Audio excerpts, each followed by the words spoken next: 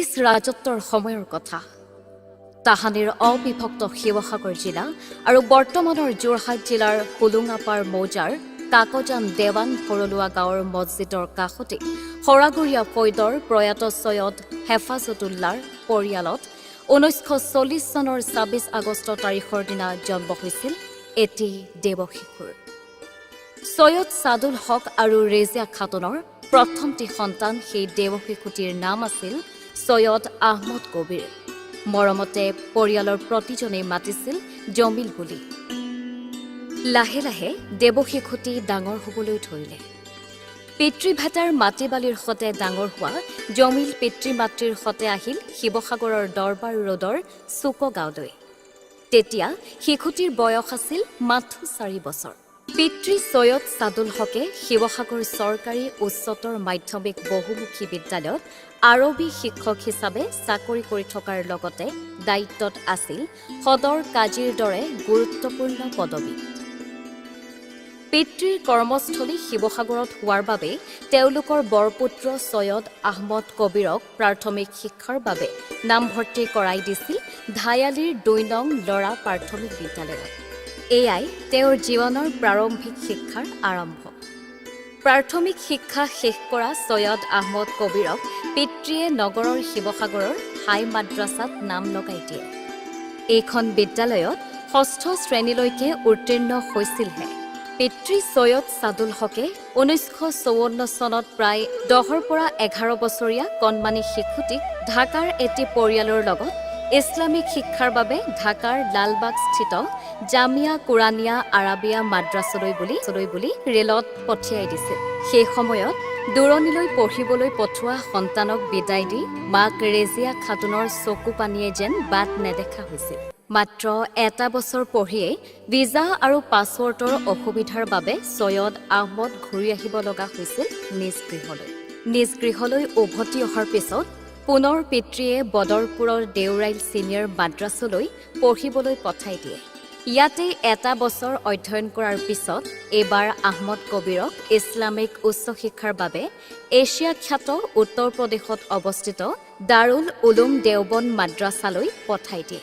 ইয়াতেই 7টা বছৰ অধ্যয়ন কৰি ফজিল দেওবন্দ হৈ স্বগৃহলৈ উভতি আহে। উচ্চ শিক্ষা গ্ৰহণ কৰি অহা আহমদ কবিৰক পিতৃয়ে জীৱন সংগ্ৰামত ব্ৰতী হ'বলৈ পৰামৰ্শ আগবঢ়ায়।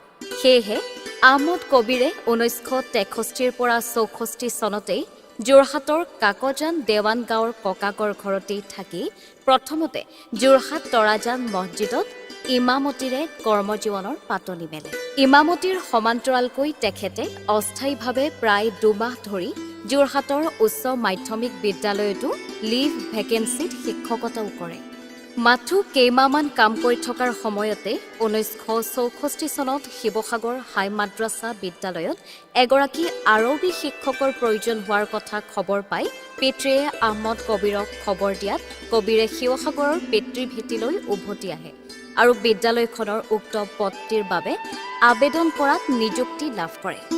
এইখন বিদ্যালয়ত 3টা বছৰ চাকৰি কৰি থকাৰ সময়তে 1967 চনৰ নৱেম্বৰ মাহত কবিৰৰ পৰিয়াললৈ নামি আহিল কাল অমানিশা। পিতৃ ছৈয়দ সাদুল হকৰ মৃত্যু হয়। সৰগখন যেন মূৰত ভাঙি পৰিছিল আহমদ কবিৰৰ। কাৰণ সফল ডেকা আহমদ কবিৰে ঘৰখনৰ আটাইকে ধৰি মাতৃ, 6গৰাকী ভাতৃ, 4গৰাকী ভগ্নীকে ভৰণ পোষণ দিয়াৰ লগতে ভাতৃ ভগ্নীহঁতক উচ্চ শিক্ষাৰে মানুহ গঢ়াৰ দায়িত্ব আহি পৰিল। আৰ্থিক অৱস্থাৰ কথা বুজি দেউতাকৰ মৃত্যুৰ পিছত শিৱসাগৰ চৰকাৰী উচ্চতৰ মাধ্যমিক বহুমুখী বিদ্যালয়ত খালী হৈ থকা আৰবী শিক্ষকৰ পদৰ বাবে আবেদন দাখিল কৰে। সাক্ষাৎকাৰত উত্তীৰ্ণ হৈ অৱশেষত 1967 চনত এই বিদ্যালয়তে স্থায়ীভাৱে আৰবী শিক্ষকৰ পদত যোগদান কৰিলে। সেই একেটা বৰ্ষতে খালী হৈ থকা সদৰ কাজিৰ পদটিৰ বাবে শিৱসাগৰৰ কেইবাগৰাকী গণ্যমান্য ব্যক্তিয়ে জিলা উপায়ুক্তৰ যোগেদি ইন্সপেক্টৰ জেনেৰেল অৱ ৰেজিষ্ট্ৰেশ্যনলৈ আবেদন কৰে। সেই আবেদনৰ ভিত্তিত ইছলামিক উচ্চ শিক্ষা গ্ৰহণ কৰা মেধা সম্পন্ন কবিৰক সদৰ কাজিৰ দৰে গুৰুত্বপূৰ্ণ দায়িত্ব অৰ্পণ কৰে যদিও বিভাগীয় পৰীক্ষাত অৱতীৰ্ণ হৈ 1976 চনৰ 5 অক্টোবৰত লাইচেন্স প্ৰাপ্ত হয়। এটি বৃহৎ পৰিয়ালক ভৰণ পোষণ দিয়াৰ স্বাৰ্থত আহমদ কবিৰে দীৰ্ঘ সময় ধৰি নগৰৰ 9 মছজিদতো জুম্মা নামাজৰ ইমামতি কৰিছিল। 1957 চনতে পিতৃয়ে ঐতিহাসিক ৰংঘৰৰ সমীপৰ অৰ্থাৎ ৰংঘৰ চাৰিআলিত নিৰ্মাণ কৰা ঘৰখনতে বৃহৎ পৰিয়ালটোক নেতৃত্ব দিয়া আহমদ কবিৰে 1969 চনৰ অক্টোবৰ মাহত গোলাঘাট জিলাৰ নাহৰণিৰ সৈয়দা সাজিদা বেগমৰ সৈতে বিবাহপাশত আবদ্ধ হয়। সাংসাৰিক জীৱনৰ পিছত এফালে শিক্ষকতা আনফালে কাজিৰ দৰে গুৰুত্বপূৰ্ণ দায়িত্ব গ্ৰহণেৰে জীৱন সংগ্ৰামত ব্ৰতী হ'ল। তেওঁলোকৰ সংসাৰলৈ আহিল এজন পুত্ৰ আৰু 3গৰাকীকৈ কন্যা সন্তান। সকলোকে একেখন চাদৰ তলতে ৰাখি সকলোকে উচ্চ শিক্ষাৰে শিক্ষিত কৰাই নহয়, বৰ্তমান প্ৰতিজনেই মানুহ হিচাপে প্ৰতিষ্ঠা হৈ নিজ নিজ কৰ্মক্ষেত্ৰত নিয়োজিত হৈ আছে। সাংসাৰিক জীৱন শিক্ষকতা বৃত্তিৰ মাজতো কবিৰে নিষ্ঠাৰে জিলা সদৰ কাজিৰ দায়িত্ব গ্ৰহণেৰে মুছলমান সমাজখনৰ বাবে হৈ পৰিছিল এগৰাকী ধৰ্মীয় বিশেষজ্ঞ, সমাজৰ হৈ পৰিছিল বিপদৰ বন্ধু। ঘৰখনৰ চৌহদতে থকা কাজী কাৰ্যালয়তে পিতৃৰ মৰমৰ আলমাৰিটোৰ কাষতে এখন নিৰ্দিষ্ট চকীত বহি সম্পাদন কৰিছিল 5,000ৰো অধিক নিকাহৰ কাৰ্য। কেৱল কাৰ্যালয়তে সীমাবদ্ধ নাথাকি তেখেতে বহু মুছলমান পৰিয়ালৰ বিবাহস্থলীত উপস্থিত হৈও নিকাহ সম্পাদন কৰিছিল। সুললিত কণ্ঠৰে পাঠ কৰিছিল নিকাহৰ খুতবা। দুৰ্বাৰ জীৱন সংগ্ৰামেৰে নিজকে স্থিত প্ৰজ্ঞ কৰি তোলা আহমদ কবিৰে 42 বছৰ বয়সত অৰ্থাৎ 1982 চনত প্ৰথমবাৰলৈ হজলৈ গৈছিল। ইয়াৰ পিছত নিজ মাতৃৰ সৈতে 1986 চনত আৰু 2002 চনত নিজৰ সহধৰ্মিনীৰ সৈতে হজৰ ফৰজ আদায় কৰিছিল। ধৰ্মীয় গোড়ামীৰ ঊৰ্ধত থকা এইগৰাকী সাংস্কৃতিক চেতনাৰে উদ্দীপ্ত ব্যক্তি আহমদ কবিৰে বৌদ্ধিক সমাজখনক সহজেই দৃষ্টি আকৰ্ষণ কৰিব পৰা এগৰাকী পুৰোধা ব্যক্তি। সকলো শ্ৰেণীৰ ৰাইজৰ প্ৰিয়ভাজন এইগৰাকী ব্যক্তিয়ে মেটেকাত অনুষ্ঠিত হোৱা ভাওনা সমাৰোহৰ লাইখুটা স্থাপন আৰু 85 সংখ্যক শ্ৰীমন্ত শংকৰদেৱ সংঘৰ অধিৱেশনৰ গুৰুদায়িত্ব পালনেৰে দেখুৱাইছিল সমন্বয় সম্প্ৰীতিৰ সুন্দৰ বাৰ্তা। আধুনিক ভাৱধাৰাৰে পৰিপুষ্ট আহমদ কবিৰ এগৰাকী ব্যক্তিয়েই নহয়, আছিল এটা অনুষ্ঠান। শিৱসাগৰৰ দিনী মাদ্ৰাছা, প্ৰগ্ৰেছিভ একাডেমী, মাদ্ৰাছাতুল বানাতৰ দৰে অনেক প্ৰতিষ্ঠানৰ প্ৰতিষ্ঠাকালৰ সৈতে জড়িতই নাছিল। ইয়াৰ পৰিচালনা সমিতিৰো গুৰুদায়িত্ব লৈ আগবঢ়াইছিল নিস্বাৰ্থ সেৱা। শিক্ষা উন্নয়ন চক্ৰ, শিৱসাগৰ দিনী শিক্ষা বোৰ্ড, বৈতুলমাল, জিলা জমিয়ত, শিৱসাগৰ চৰিয় পঞ্চায়ত, তঞ্জিমুল বোৰ্ড, আলিম সন্থা, ঐতিহাসিক কবৰস্থান, MC ক্লাব, তৰুণ সংঘ ৰিডিং ক্লাব, খিলঞ্জীয়া মুছলমান সাহিত্য চৰ্চা মঞ্চ, শিৱসাগৰ চৰকাৰী উচ্চতৰ মাধ্যমিক বহুমুখী বিদ্যালয়ৰ পৰিচালনা সমিতি, আজানপীৰ দৰগাহকে ধৰি অনেক অনুষ্ঠানৰ লগতো জড়িত হৈ আগবঢ়াইছিলে নিস্বাৰ্থ সেৱা। সঁচা অৰ্থত আহমদ কবিৰ আছিল সত্যৰ সন্ধানী আলিমে দিন। বৰ্ণিল কৰ্মময় জীৱনৰ অধিকাৰী আহমদ কবিৰক প্ৰাক্তন শিক্ষাৰ্থীৰ লগতে সংখ্যালঘু ছাত্ৰ ইউনিয়নে ৰংপুৰ সমন্বয় বঁটা, শিৱসাগৰ অগ্ৰণী বেচৰকাৰী অনুষ্ঠান খোজ, বাঘ হাজৰিকা জাগৰণ মঞ্চকে ধৰি অসংখ্য অনুষ্ঠান প্ৰতিষ্ঠান আৰু ব্যক্তিয়ে জনাইছিল মৰম আৰু সম্বৰ্ধনা। আহমদ কবিৰৰ ব্যক্তিত্বই আছিল এক অঘোষিত অনুষ্ঠান, যাৰ ফলশ্ৰুতিত এনে ব্যক্তিয়ে হৈ পৰে প্ৰশংসাৰ ঊৰ্ধত। ছৈয়দ আহমদ কবিৰ তেখেত বয়সত মোতকৈ কনিষ্ঠ হ'লেও ওচৰতে থকাৰ কাৰণে সৰুৰে পৰাই তেখেতক জানি আহিছোঁ।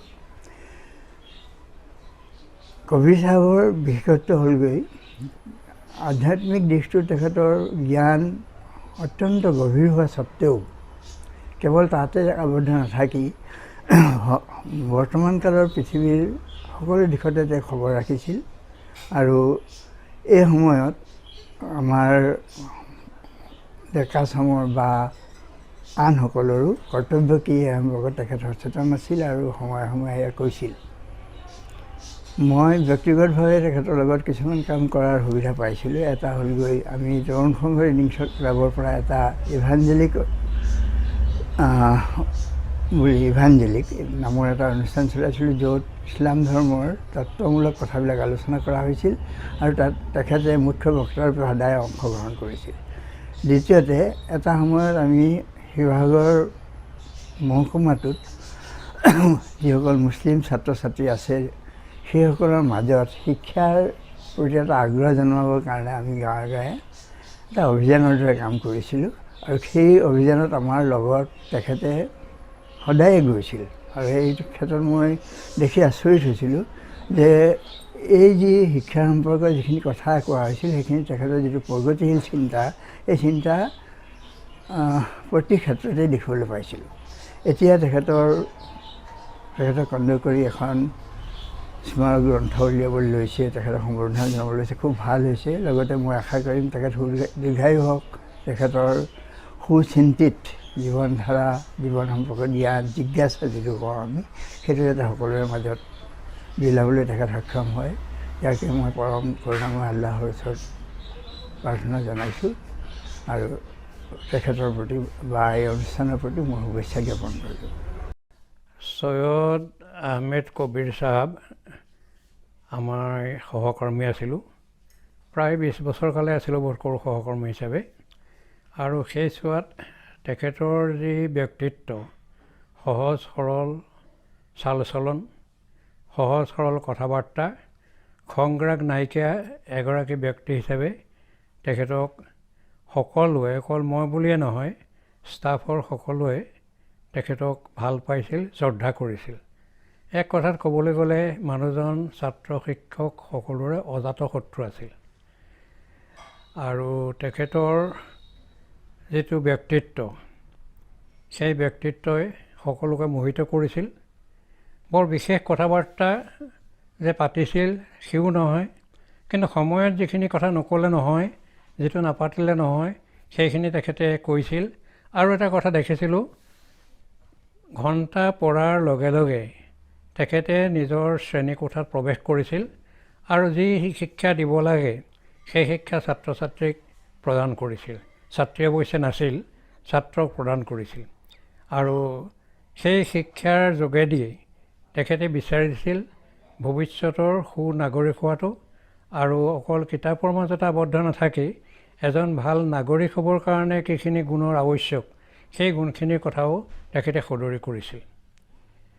আমি ভাবোঁ তেখেতৰ যিটো ব্যক্তিত্ব, যিটো পৰিচয়, সেই পৰিচয়টো আমাৰ সকলোৰে কাৰণে আদৰ্শনীয়। এই মুহূৰ্তত তেখেতৰ বিষয়ত মোৰ আৰু এটা কথা মনত পৰিছে। চনটো অৱশ্যে মনত নাই, তেখেতে হজ কৰিবলৈ গৈছিল আৰু হজ কৰি ঘূৰি অহাৰ পিছত তেখেতৰ অভিজ্ঞতা সম্পৰ্কে আমি সুধিছিলোঁ।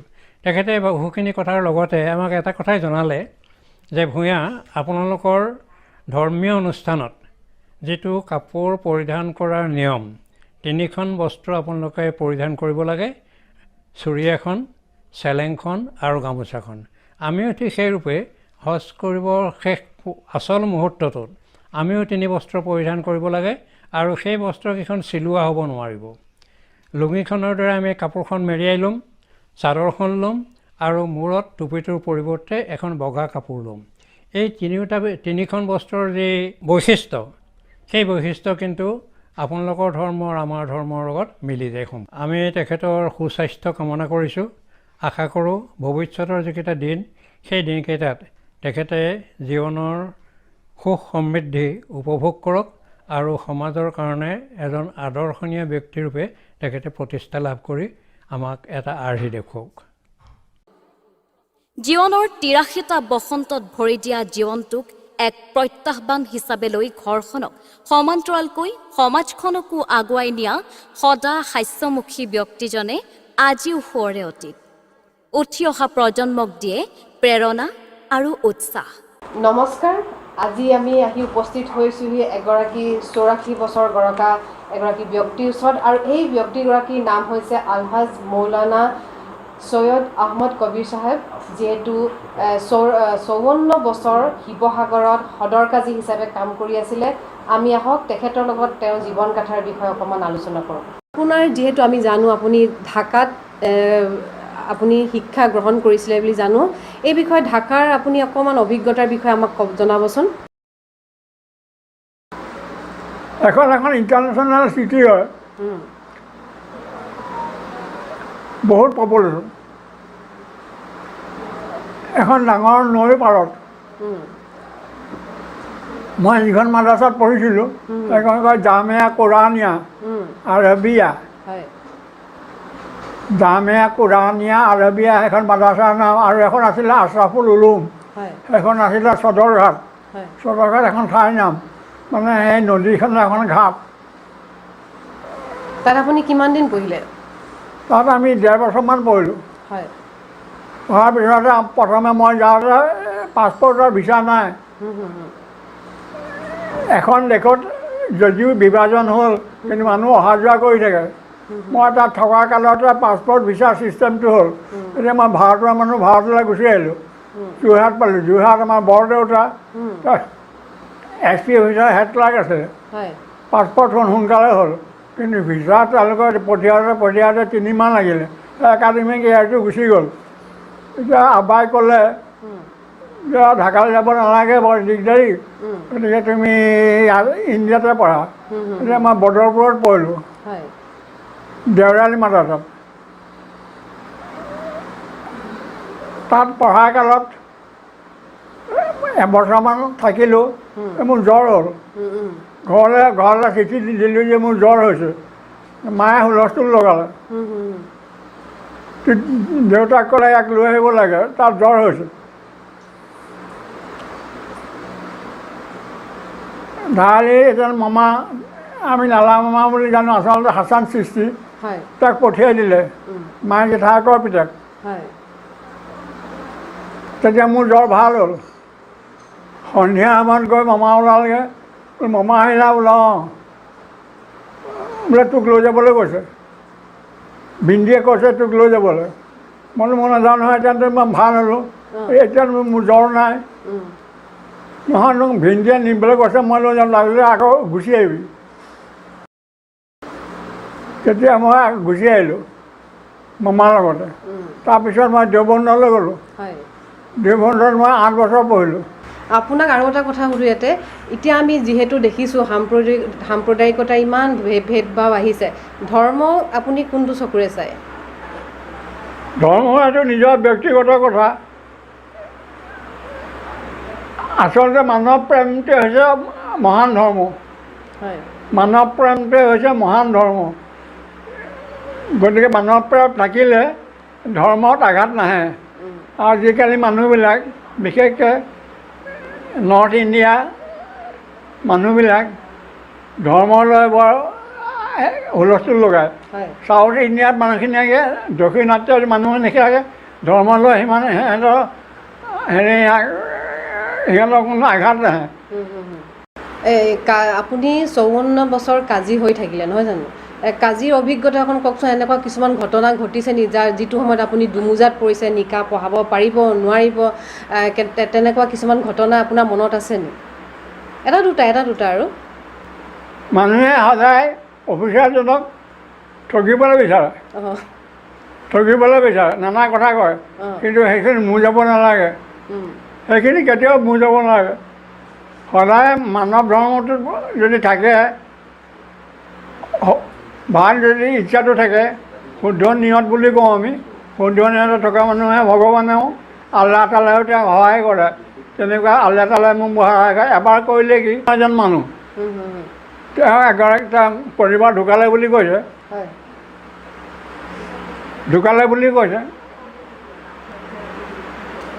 কৰক। পৰিবাৰ যেতিয়া ঢুকালে তো আপোনাৰ পাৰ্মিশ্যন লোৱাটো প্ৰশ্ন নাই, তেওঁ ঢুকালে ইতিমধ্যে। গতিকে আপুনি কৰক। যাবৰ মনটো যদি এতিয়া যিগৰাকী বিয়া কৰাব খুজিছে, সেইগৰাকী আগৰ পৰিবাৰ কিবা সম্পৰ্ক হয় নি? বোলে হয়। বোলে কি হয়? বোলে ভনীয়েক হয়, নিজৰ ভনীয়েক। আৰু নিজৰ ভনীয়েক হয়, মাহীয়েক বা মমায়েকৰ জীয়েক ভনীয়েক নহয়, নিজৰ ভনীয়েক। নিজৰ ভনীয়েক হ'লে তেওঁৰ ইজ্জতৰ পিৰিয়ডত আপুনি নিকাহ কৰিব নোৱাৰিব। গতিকে আপুনি মোৰ ওচৰত নাহিলে আৰু মনা কৰি দিলোঁ, মোৰ ওচৰত নাহিব।